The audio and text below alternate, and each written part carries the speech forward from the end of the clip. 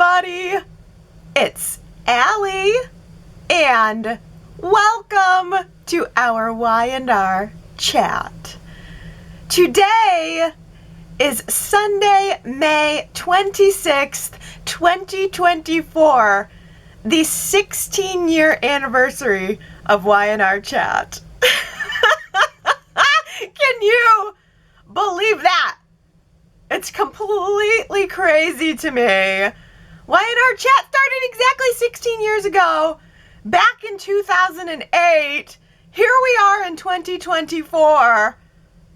927 videos later, 707 podcast episodes later, 58,000 of your comments, and 2.8 terabytes of data that's going on behind the scenes that I manage on a daily basis. Oh, wow. The website, the on-demand podcasts, the screen caps, the Who Said It quotes, the weekly polls. There are so many things about Y&R chat that are unique and special. There is really no other Y&R community like ours, and I just really want to say thank you. Thank you so very much for being with me, for participating with me, and supporting me. Because I realized a long time ago that Y&R chat is not just me. It's you and me. Although I am your humble host. And as your humble host, I have decided that I am going to be kicking off our 16th Y&R chat year by throwing a party.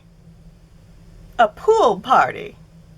Grab a fruity drink with an umbrella in it and flip-flop into a beach chair, because this is the Y&R chat Poolside Special.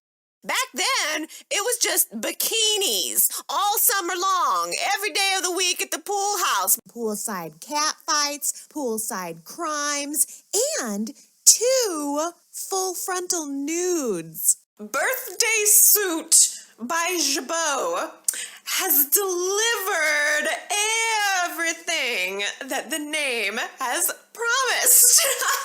Just your average hot-bodied people. Malcolm's attire was muscles and a backwards hat. And I would have been in there with the entire tray of his famous fudge brownies. And the whole time, I'm noticing that Sharon is teetering dangerously close to the edge of the swimming pool. It was just a reminder for me of why I fell in love with this show in the first place. I feel totally justified for wasting my life on it now. The Y&R Chat Poolside Special, available now at GenoaCitySoap.com. Do you remember when we had actual pool sets with real water, actual real flowing wet water? Can you even imagine having actual water on a set today? It seems like forever ago. But since we have the athletic club back this year, I really hope that Y&R brings back the dive bar too, up to the rooftop of the athletic club, because we need to see some bikinis and some swim trunks and some hot bods this summer, and those beautiful lit tabletops that the set used to have. That set was gorgeous, and it just looked so good all summer long for the sunny days, but also for the romantic nights. There's just so much potential oozing out of that set. But you know what? Even if we don't see a drop of water this year, I have put together this collection of Y&R chat flashbacks for you, commenting on some really great poolside moments going all the way back to 1999, but as recently as 2022. Honestly, you need to trust me that you are going to die laughing when you relive the genius of Kyle's birthday suit expose. It was so good. So good. Plus the Nikki and Sharon pool incident, glorious 4th of July barbecue, and just so much more. This entire bonus podcast is really an interesting snapshot of what exactly was going on Y&R at the time. It's just having this backdrop of the pool throughout the summer. So the Y&R Chat Poolside special, it's a mix-up of some selected clips from past Y&R Chat episodes, but it's got all new commentary in between each topic. And actually, I'd say it's probably about 30% new commentary, because I went back and looked at those really old episodes from 1994, 1999, 2005 to really help paint a beautiful summery landscape picture for you. And I think it turned out really, really well. The cover charge is $5 for an hour and 22 minutes of bonus poolside chat, and every bit of that funding goes right back into Y&R Chat to pay for the web hosting and the storage. So if you would like to support another awesome year of Y&R Chat and add a splash to your Memorial Day weekend, then please go to GenoaCitySoap.com and pick up that episode today. I am fascinated by secret passageways. I just think that secret passageways are such a really fun, intriguing element of drama and suspense, and Victor's secret passageway to the basement really adds this new facet of my imagination for the ranch. So I just have to thank Y&R for that beautiful little detail, that little nugget that I will now store in my brain, filed under the ranch forever. Secret passageways. So Cole saw Victor coming out of the secret passageway in the hallway. I just love saying that sentence. I'll say it again. Cole saw Victor coming out of a secret passageway in the hallway. And he was carrying a silver platter. Gee, that's not suspicious at all. But Cole had the guts to question Victor, and when Cole questioned him, Victor totally tried covering it up, saying, "Oh, it's just leftover Brussels sprouts from last night. I was just feeding them to the horses. See, totally harmless. I'll go ahead and eat one, and I'll swallow it this time, too." And I'm just loving Cole. Cole, he knew immediately that Victor was covering something up, and I feel like Cole had a lot of nerve, number one, just to confront Victor about it at all in his home. Told him that he didn't believe that he was telling the truth. But then also, number two, to have the nerve to go down and enter into the secret passageway, not knowing what he was going to find. And what he found, of course, was his Aunt Jordan, caged like an animal. And you guys, I'm such an empath because I really started to feel bad for Jordan this week. And I think it was mostly because she was begging for food for Victor and for Cole, just begging for food. Like, please, I need some food. And I don't know, I guess it's been all fun and games until now, but then her begging for food just made me think about how totally inhumane this all is. I mean, even serial killers get food in prison. Don't you think that soap opera villains should have some civil rights too. I think we need to get this woman to a proper prison where she can take a shower and have a protein shake.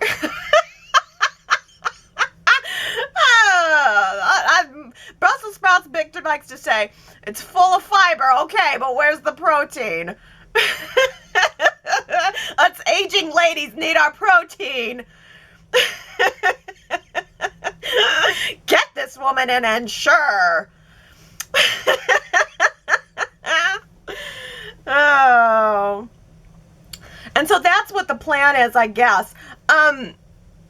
Cole decided to contact Michael, of all people, the Newman family attorney, but also the conscience of Genoa City. Somehow, Michael is the he did what of Genoa City? The let me see if I can help you figure a way out of this of Genoa City.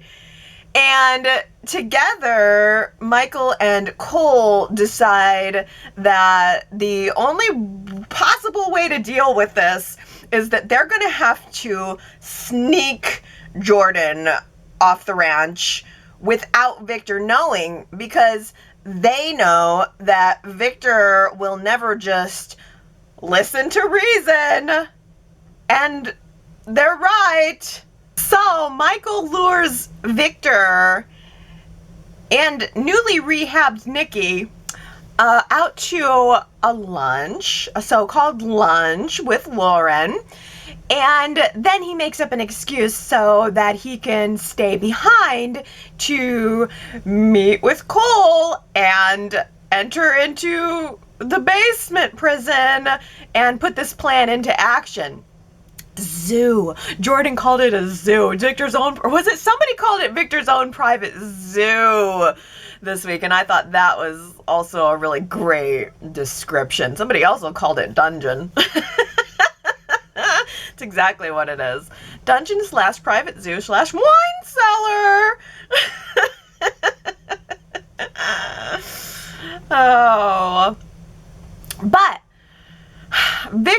Michael and Cole accidentally tripped Victor's secret alarm, which is great. Absolutely great, because I really feel like Victor thought of everything here. The cage, the toilet, the silent alarm. And I mean, if you are going to have a secret prison in your basement, then it makes sense that you're going to need to have also a secret alarm that sends a message to your phone in case anyone discovers it. Well planned, Victor Newman. Well planned.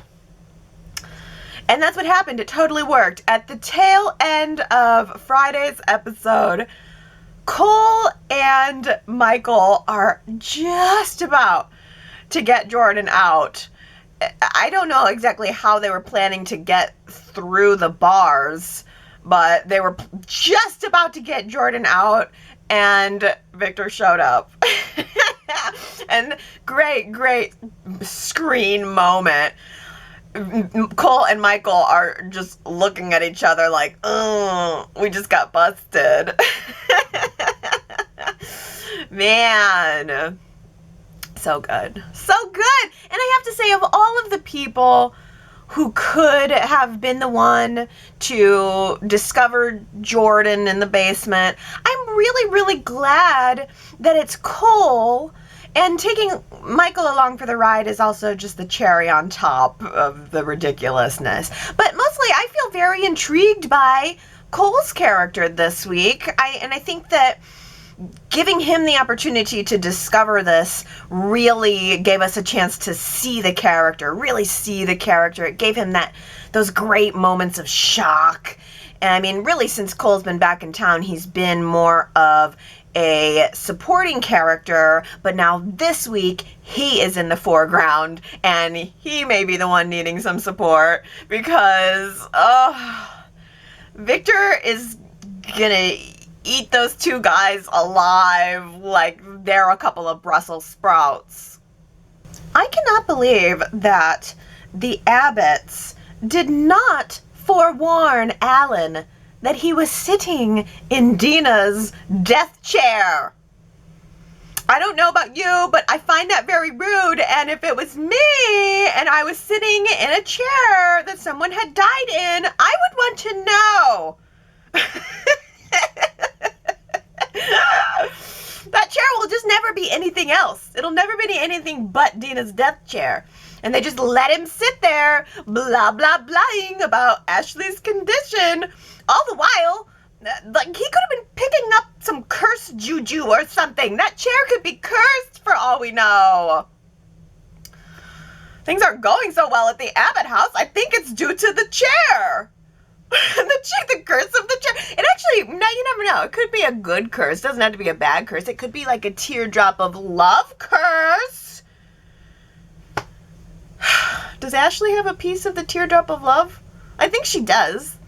Maybe that's what's behind all of this. Maybe it's the teardrop of love and Tucker is it for her.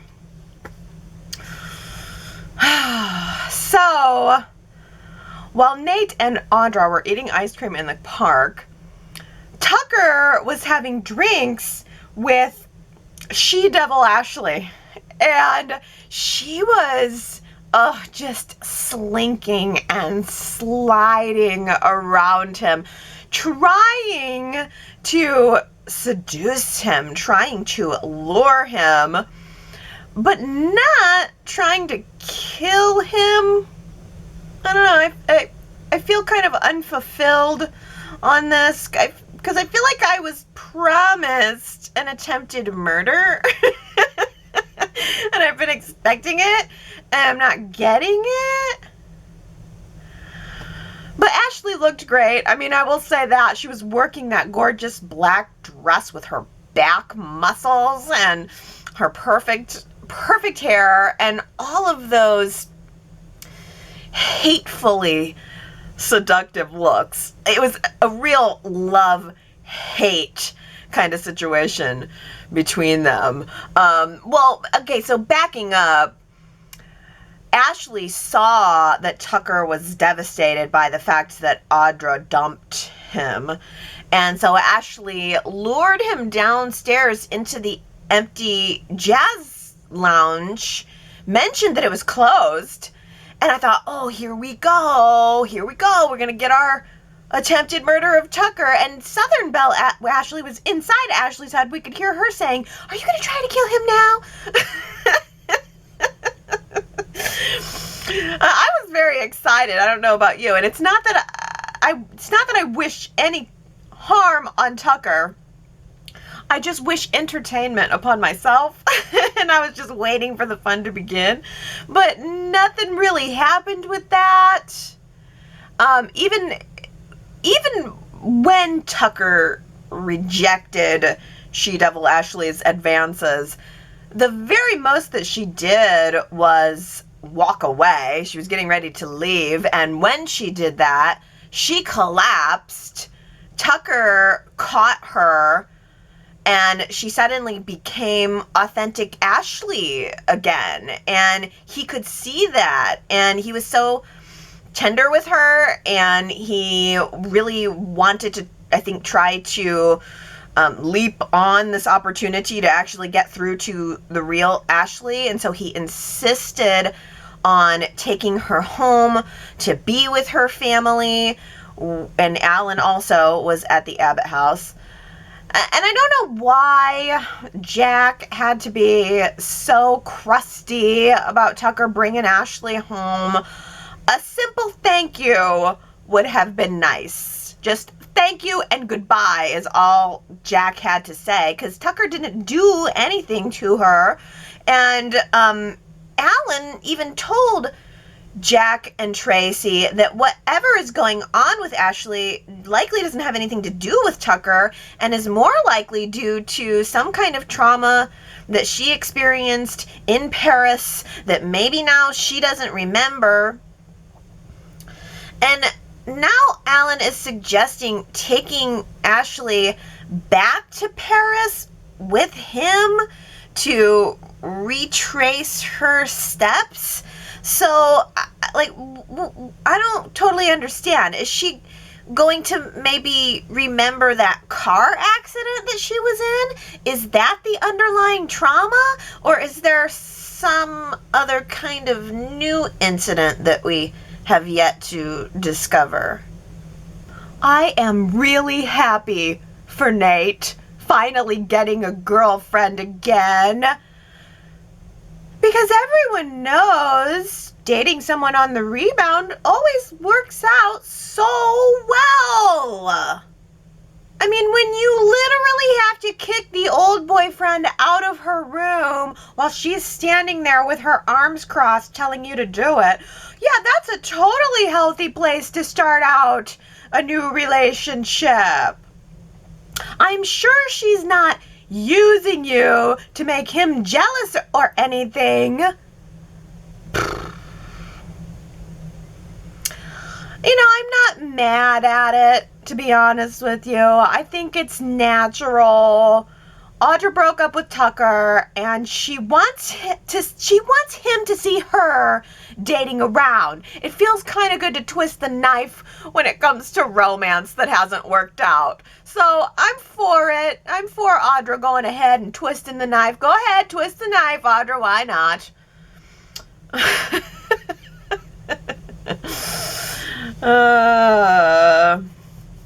It's part of that push and pull of their relationship, and I sort of accept that at this point. I accept that it's the push and pull. But I think that Y&R is actually trying to establish Nate and Audra as a for real relationship. The problem is I think that Y&R is trying to fast track it to try to make it look proper.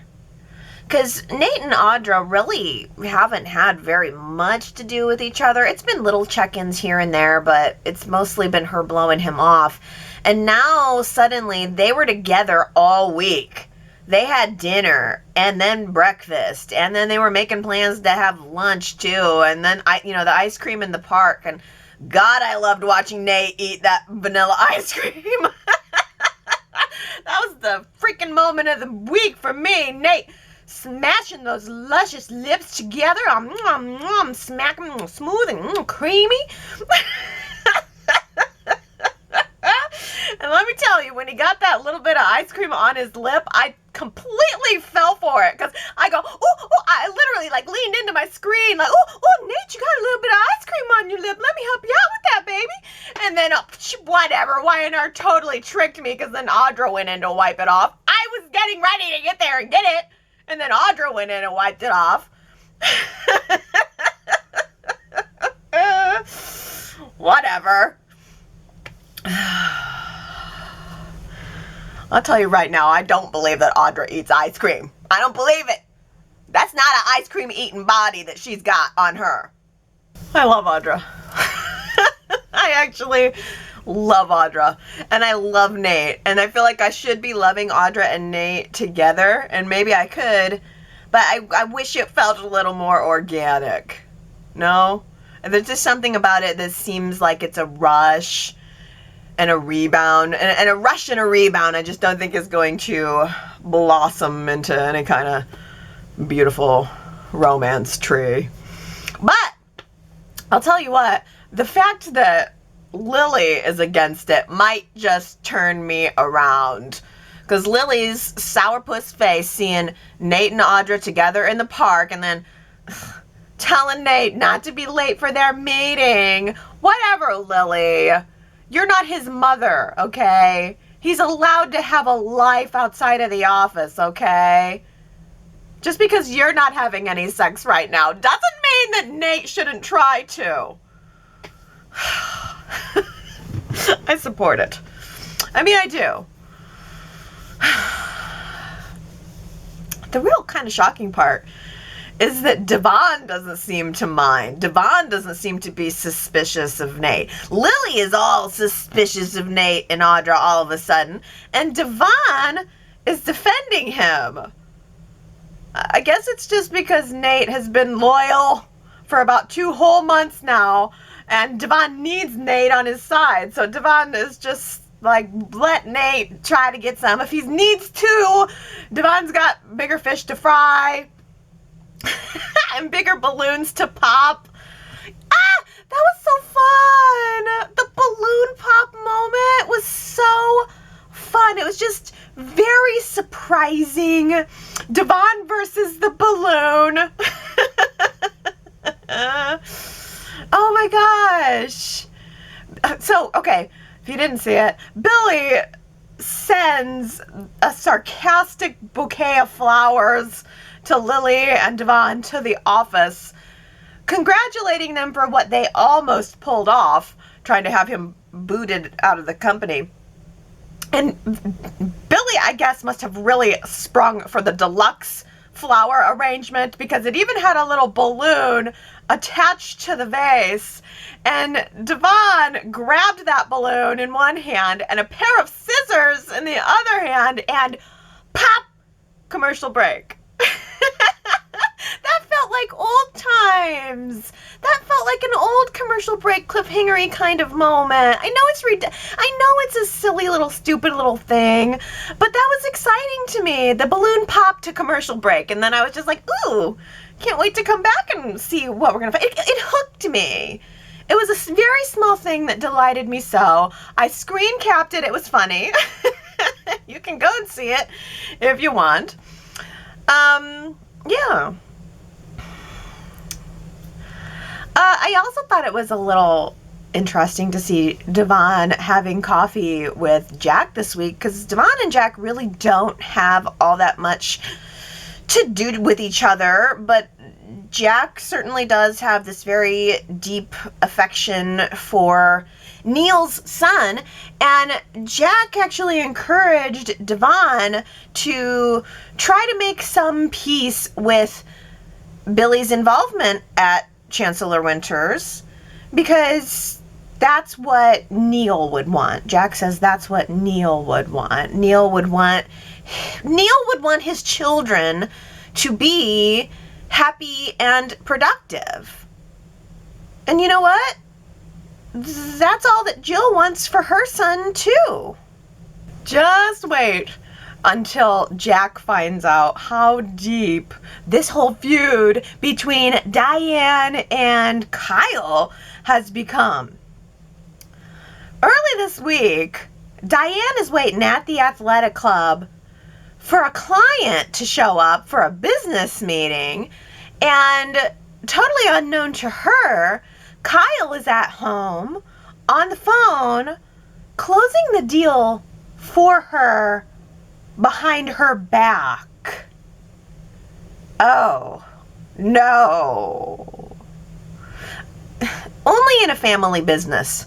Only in a family business could this happen. Only in a family business where it's impossible pretty much to lose your job could Kyle have pulled that off. Because if he would have tried that anywhere else, going over his boss's head and closing his boss's deal, he would have been fired for that anywhere else. But here he just kind of does it because he knows he can get away with it. Because it's just mom. And I don't really understand why Kyle is so threatened by Diane. Why Kyle is so threatened by his own mother. If he thinks that he is so smart and she is so inexperienced, then why not just ignore her and go about your business? Why go out of your way to undermine her and try to make yourself look good? And besides all of that, aren't Diane and Jack co-CEOs? So isn't Jack also a CEO? Isn't he involved in the business too? I don't know. Shouldn't Jack be involved?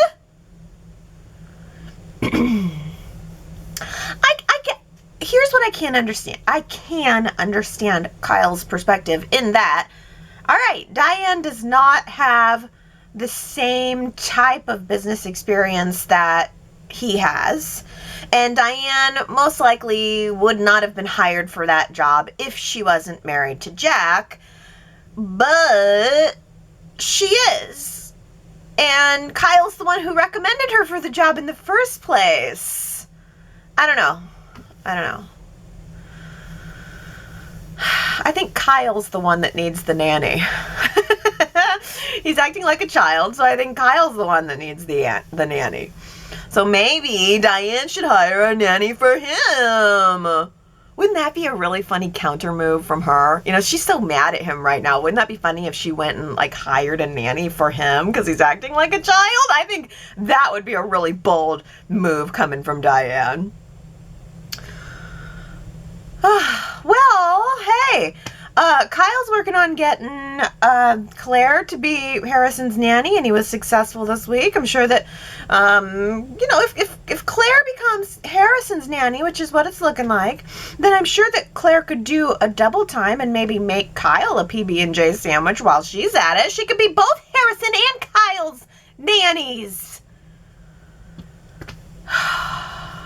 No, I almost forgot. Harrison does not like peanut butter and jelly sandwiches.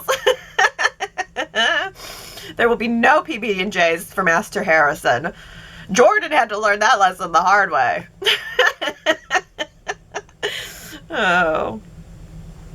Well, I thought it was interesting that we skipped right over from the scene where Kyle is saying to Harrison, would you like Claire to be your nanny? And Summer's like, huh? That was our cliffhanger from last week. And then when we pick up this week, we're totally out of that scene, and Kyle is just instead meeting with Claire, asking Claire if she wants the job. So he really forced Summer's hand on that one. And Claire would already be Harrison's nanny right now if she hadn't turned down the job. Claire said to Kyle, are you sure that Summer is okay with this? And Kyle had to admit that Summer is not okay with this. And so Claire said no. And I don't blame her. And I was actually kind of impressed. Because who would want to work for someone who doesn't really want you there? I feel like that would be a really obvious recipe for disaster. And it certainly wouldn't be good for the kid. So I appreciated that Claire took the initiative to follow up with Summer, to let Summer know that she understood her position and that she really only wanted the job if she had Summer's blessing. And I think that that conversation really did set Summer onto a path of acceptance of Claire and Harrison's relationship with Claire.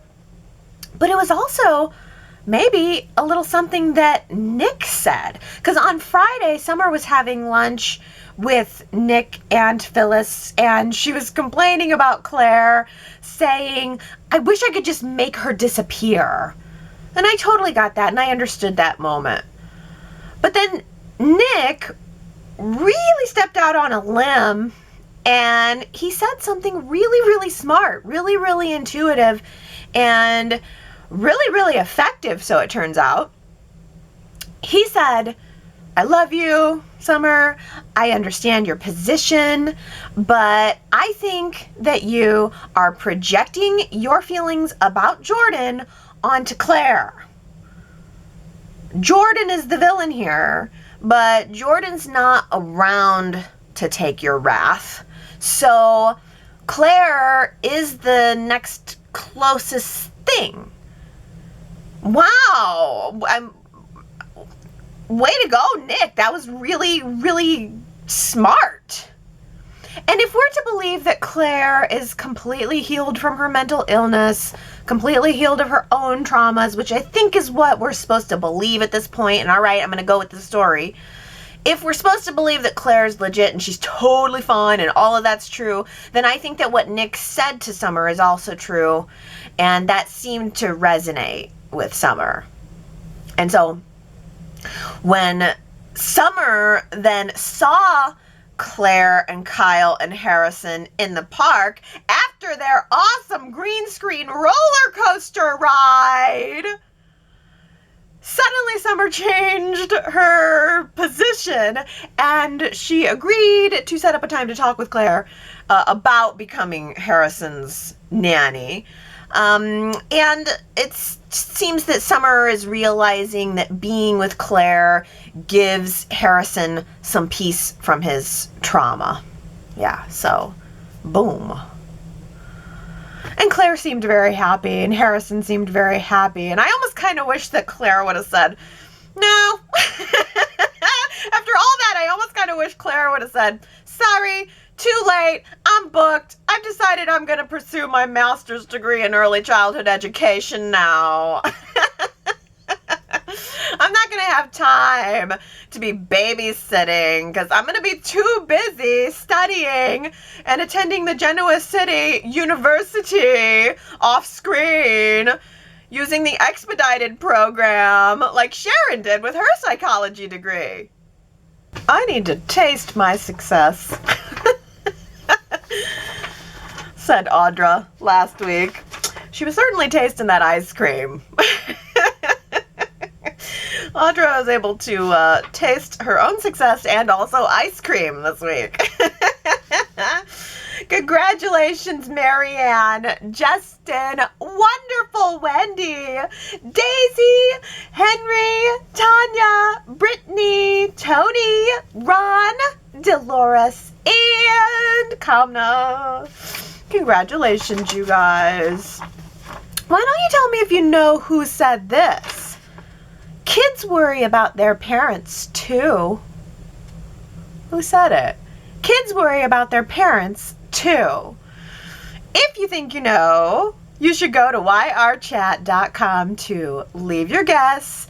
And if you get it right, then I will give you your shout out during next week's Y&R chat. Let's talk about last week's poll. Last week I asked you guys, in the Chancellor Winters feud battle for control, whose side are you on, the Chancellors or the Winterses?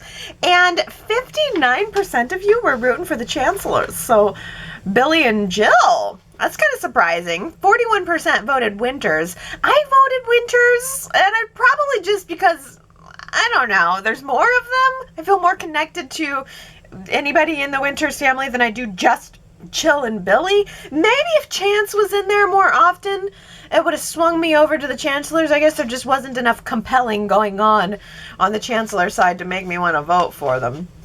But Tony says, if it is to remain Chancellor Winters, there's no side to root for, since both are needed in order to be a hyphenated company. My choice would be a separation. The Chancellors could be, and the Winters could be. Each can determine later what kind of business they want to be: music, fashion, grocery, or parking lot stripe painting. As a combined entity, they don't really have meetings, just stand around discussions about who will sit in the big chair if there ever is a meeting. Yeah, it is. It's just like there's not a whole lot of anything to sink your teeth into there. So maybe it makes both sides a little bit hard to root for. Well, let's talk about Ashley, because Kamna says, after Thursday's episode, I'm a little scared for Ashley, and I'm wondering if Alan is the bad guy and the cause of her trauma. I never would have thought of that. But here is Sharon W. elaborating on that, saying, my latest idea about Alan and Ashley came to me when I was watching the previews for next week. Like you said, Allie, Alan really has done nothing so far. But in the previews, he tells Ashley that the fact that her multiple personalities exist is because something is terribly wrong. I think he is trying to gain her confidence so that she will go back to Paris with him. In Paris, he would have much more control over her. My other thought is that he is actually the person that has caused Ashley the dilemma that she's in now. He may have hypnotized her with accusations of behaviors that he told her she participated in, especially behaviors that she would be terrified or repulsed by. He may have actually assaulted her himself. Many horrible possibilities to consider.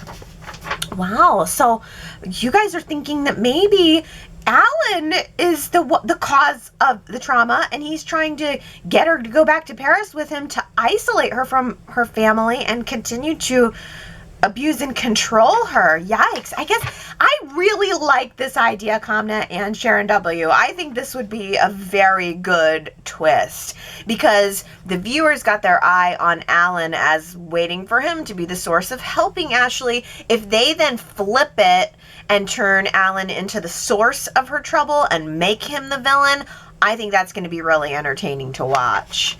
I kind of wonder if we are close to being at the end of this. I don't know. I feel like we've hit a breakthrough. Maybe it's because Tracy said she feels it's a breakthrough, and I'm like, all right, well, if Tracy says so, maybe we're actually getting somewhere. Hey, Diana says, for the first time, we now heard Tracy asking Alan if Ashley's previous brain tumor could have had anything to do with her DID. This has never been mentioned before at all throughout Ashley's mental issues. Yes, Diana, I thought of you right away when Tracy said that, because that has not been brought up so far, and all of a sudden, boom, now we're remembering Ashley's brain tumor. So yeah, I don't know, it's a little bit spotty. And honestly, what I was thinking during the Tracy Alan scene was there any chance that Alan's going to become a romantic lead for Tracy? My brain's not putting together the exciting plot, I guess. I was just looking at it going, could Tracy be getting a boyfriend right now? Oh, here's an interesting question. Naomi says, is Diane living at the athletic club? She wasn't around when Tucker brought Ashley home. I can't remember a time when Jack and Diane were not together in the Abbott living room. Yeah, Naomi, that's a good question. I think we did hear that Diane took a room at the athletic club. I completely forgot about that. Completely forgot about the fact that Diane and Jack are kind of separated right now. Wow, I wonder if we'll be following up on that next week. Well, Dolores says Tucker may be dastardly in some of his behavior or ways in business, or he lies to manipulate or gain the upper hand in whatever he's striving to accomplish, but it's apparent that he is in love and loves Audra.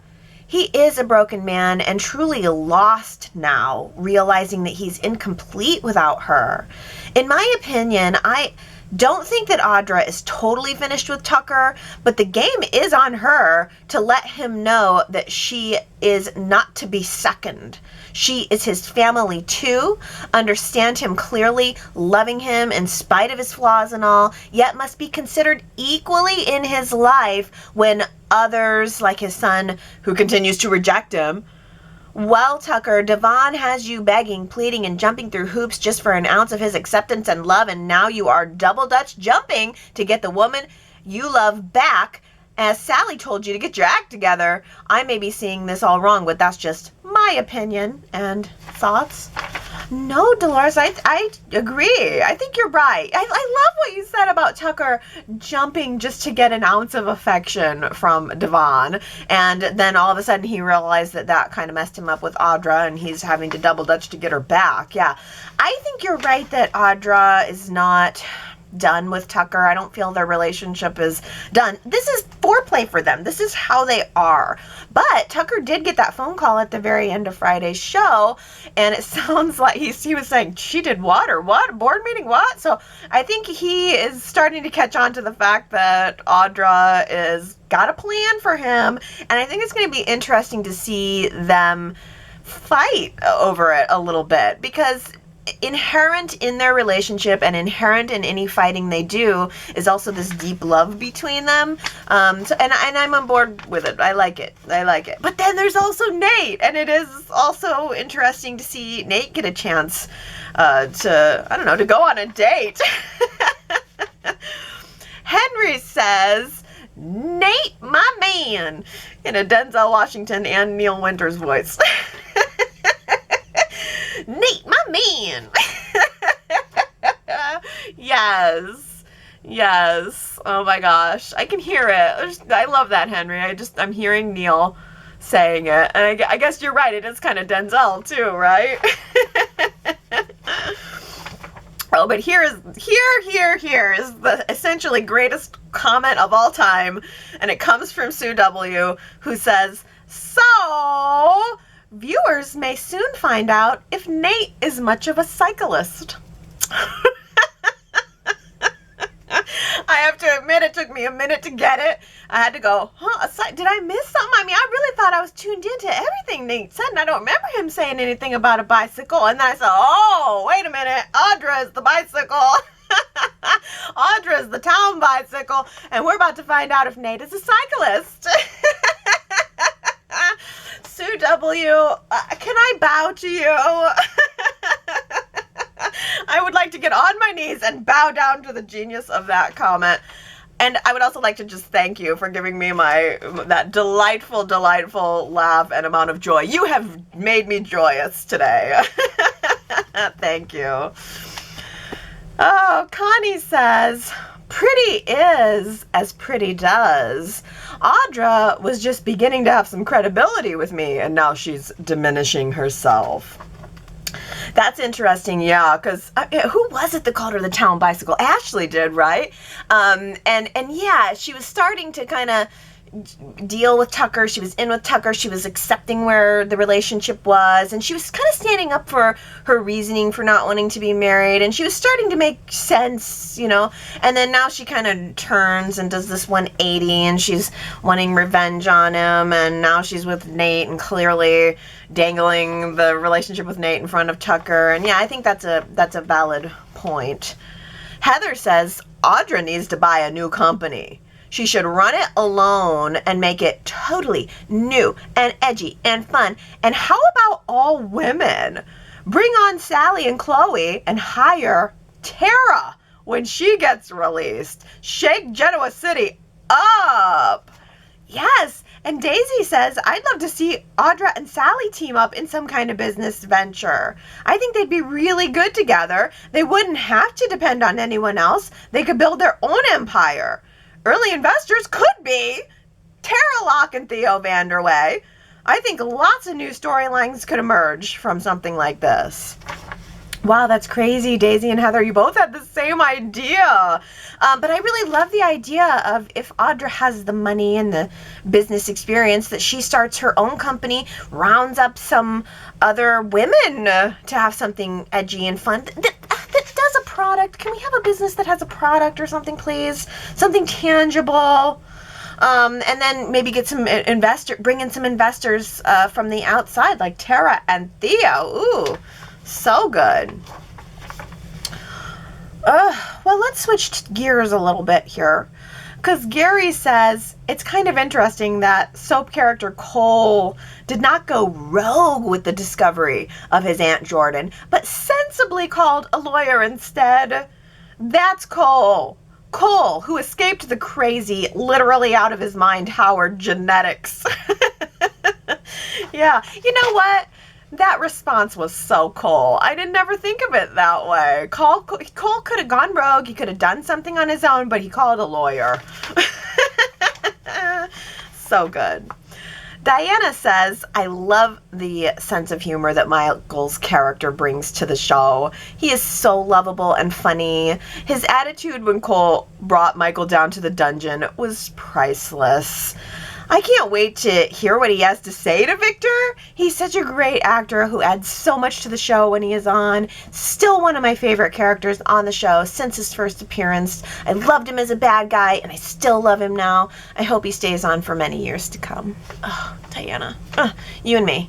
You and me. Michael's our man. And there was this gorgeous shot of him as he was coming into the dimly lit hallway right before, and he was actually searching for the secret passageway and he couldn't find it, which is ridiculous because it's like, okay, well, all you have to do is tap on the wall right there. You were right there. You just didn't have the right tap technique, I guess. But gorgeous shot of him in the hallway. I screen capped it. But speaking of little flaws, Diana says there's a slight flaw that I have to point out. Victor finds out about Cole and Michael going down into the dungeon. As we see, he has a sensor on the wall that alerts his phone. Why did the sensor not alert Victor's phone when Cole first went down there on his own? Ooh, Diana, yes. Ooh, a little a little hole in the plot there. I like it. I mean, I guess unless Victor had it installed after Cole, but no, I like the idea of the hole better.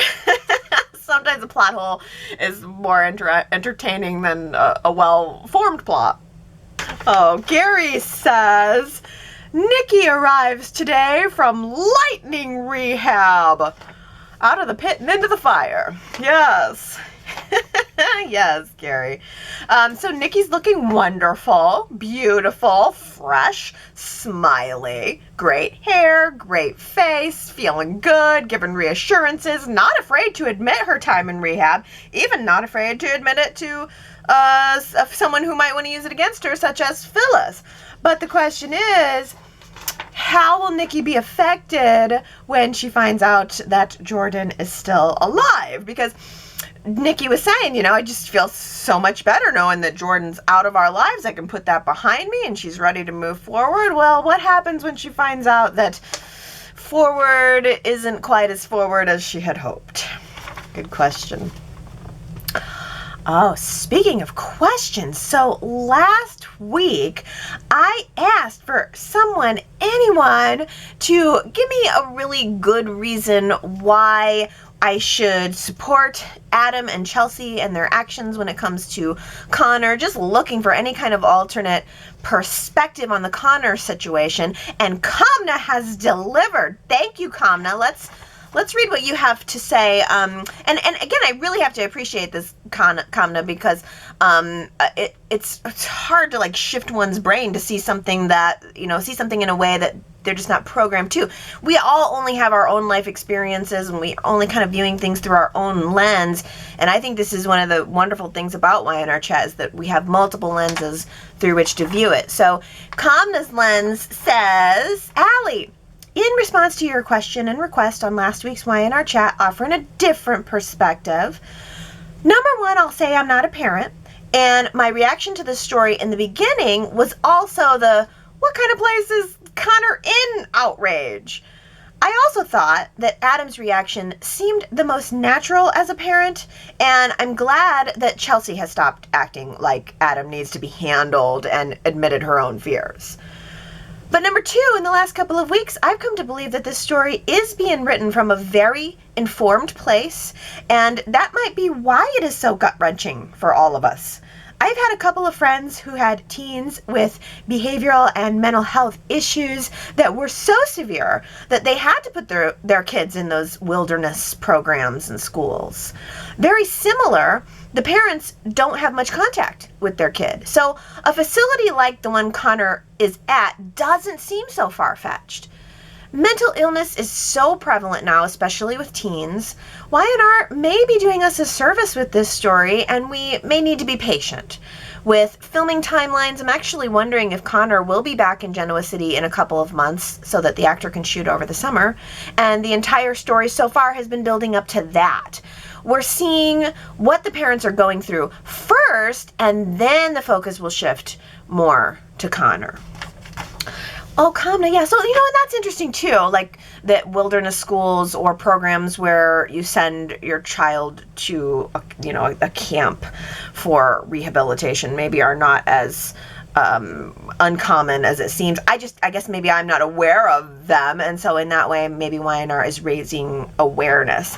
So now I also went and looked up Josh Griffith's an interview that he did about this OCD storyline, and here's a quote from Josh saying, "We've gotten emails and we've seen social media posts where viewers have said, 'Now I know a name for it,' that's OCD, and now I understand what's going on with my loved one." Y&R executive producer and head writer Josh Griffith, in telling this story, says, "That was really the biggest goal for me, to be able to show this to people so that they go, oh, now I know what I'm dealing with, and then they know what to do moving forward." So Josh Griffith, I guess, is the one who has conceived of this story, and he was viewing it from a place of wanting to inform people what OCD looks like and then what they need to do moving forward. I still am not fully convinced that we've seen that. I felt all of the OCD symptoms were kind of crammed into a couple of sessions with Connor, and they all seemed very stereotypical, very much like, oh, anybody might know that about OCD. And then as far as the path of what to do, I mean, we've really only seen the path of sending Connor to the camp. I mean, he had the therapy and then he had the camp. But I guess maybe it's more related to children as opposed to adults. And Sherrod says, well, apparently Josh Griffith has a daughter who has OCD. Okay, so that's interesting, and I can confirm that. That Josh Griffith shared during a panel that his own daughter struggled with OCD for years, and she wasn't actually diagnosed until age 26. So, okay, that kind of does put a little bit of context more toward his actions in wanting to do this story. I still think that the jury's out a little bit as to whether or not it's been informative and successful. So I think this week we need to do the once and for all definitive poll question about Connor. We did one really, really early on, but we've had so much more of the story since then. It's been a month or more. I want to ask you guys this week, once and for all, are Adam and Chelsea doing right by Connor? Are they doing right by their child? Go to yrchat.com to cast your vote and let me know what you think. I really feel like I can believe that it's coming from a good place. That I get that it's coming from an informative place. I'm just not sure if we're totally successful. And I've been very critical of it. And of course, now I realize that there goes my chance of ever having a job at Y&R. I'm like, what kind of parent would ever react like that? Oh, the writer. The head writer and producer of Y&R. Oh, whoops. Allie slowly backs out of the room and into a hedge. Whoopsies. Oh. Final comment. Connie says, I feel vindicated and so should Allie.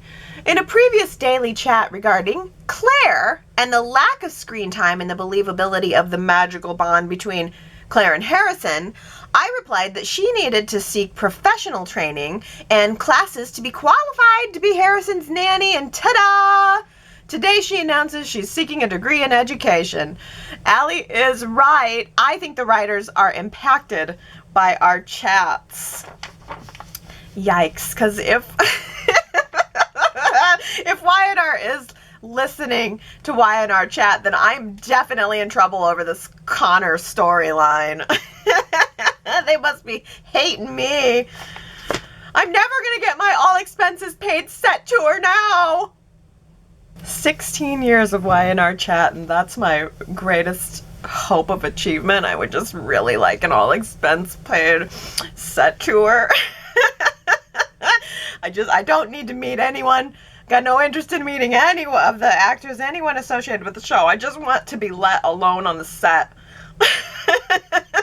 I won't touch anything. I don't even have a camera. I do have a camera, but I won't bring a camera. I just want to be on the set. I want to feel like I'm there. I want to feel like I'm a part. And now it's never going to happen because of this Connor OCD storyline. Thanks, Allie. Way to go. That was one of my other alters. That's what happened. Anytime I am criticizing Josh Griffith, it's my other alter. It's one of my other personalities, you see. The real Allie is in here, but sometimes, like, this other one takes over and she's got these opinions that are against the party line, you see. Oh, I think I'm wound up today. I just couldn't believe. I can't believe I'm sitting here 16 years later.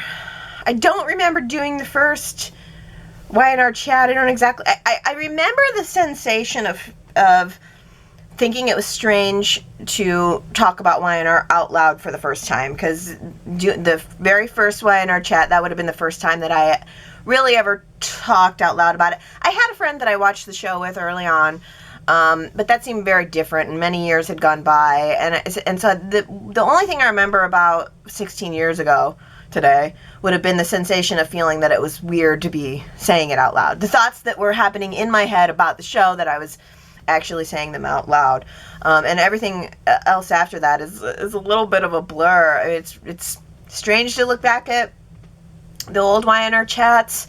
I definitely have grown a lot. In some ways maybe I'm better, in some ways maybe I'm a little more incorrigible. So I thank you guys for sticking with me. I know I'm annoying, but I get excited about YNR, and this is really probably the only place in my life where I'm particularly animated about anything, but it's the only thing I really allow myself to have a strong opinion on, I guess. I kind of try. I'm a kind of a go along kind of easygoing kind of personality. When it comes to YNR, I'm like, I got opinions about that. So it's really been it's a lot of responsibility too. There's a lot of stuff that goes on behind the scenes, the data and things that I have to manage on the back end of it all. So I mean, it's a lot of fun. It's a lot of work. I don't know. I probably put somewhere in the neighborhood of 15 hours a week into YNR chat. So it's a lot. It feels like a big responsibility some weeks, and in other weeks it's very easy. But I really love doing it. Ultimately, I really love the show. I mean, after 30 years of watching it, I still love the show. I still love talking about it, and I feel really grateful for the community that I've managed to amass over the years. I think that YNR chat has really attracted a very cool, very smart group of people, and I really don't take that for granted. Your comments and your contributions really are like the glue. The glue holding all this craziness together. Somewhere along the way I lost it, but you guys are definitely holding it all together.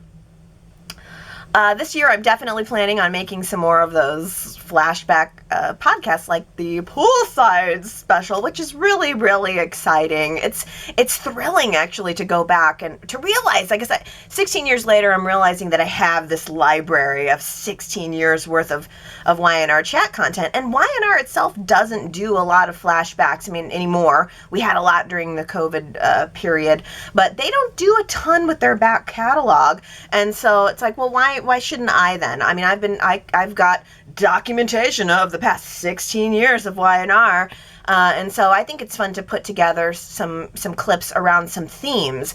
A couple of weeks ago, I put together the Soap Kids Are Screwy podcast, and I got really good feedback about that. I really think you guys are going to like the Poolside episode for summer. I had a really good suggestion this past week to do like greatest cliffhangers of all time. I would love to do villains and romance. And there's just so many topics that I think that I could go and find some really interesting clips from the back catalog for.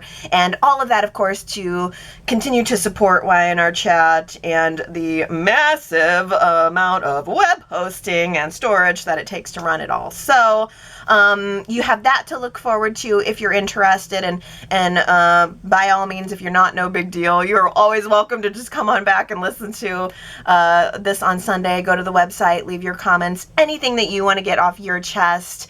yrchat.com. I'm storing all of the bonus pods at genoacitysoap.com just to keep things a little bit separate and hopefully a little more organized that way. But both of those are the websites you can go to if you'd like. And I will be back next Sunday to start year 16. What's that? Season 16?